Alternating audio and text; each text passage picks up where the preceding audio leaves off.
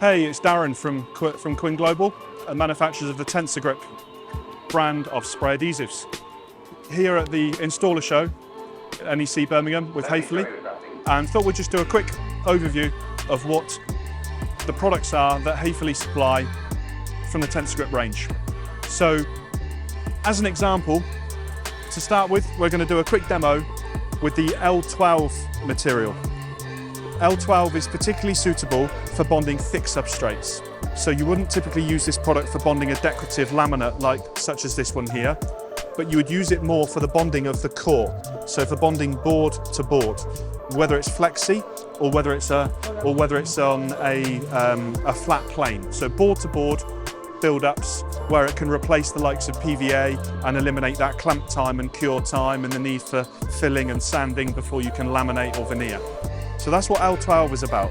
So what I'm going to do to do a quick example of the bond strength is I'm just going to do a small overlap.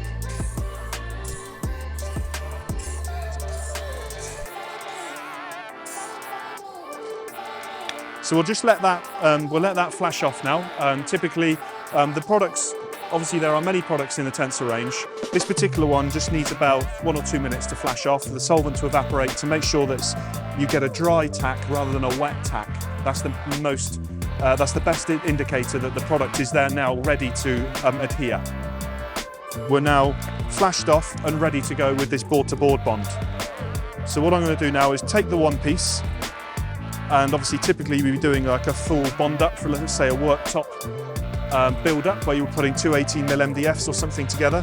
But just to give an example of the strength, what I'm going to do in this instance is just do a small overlap. Okay, so I'm going to place that in, and we've got instant grab, which is typical of a contact adhesive, is you get a high percentage of the strength immediately. Now we'd recommend, I don't have one with me right here at the show, but we'd recommend something like a rubber mallet, okay? And just to put some pressure on the glue line, okay? But what we'll see is that instantly,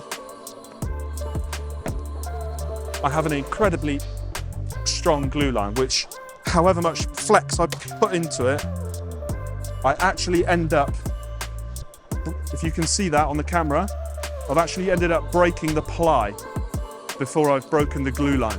So there's a great example of 𝗙12 there. So, hope that's been insightful and given a bit of an overview and a bit of a specific on 𝗙12. And like I say, head to the website, the range is there. Thank you very much.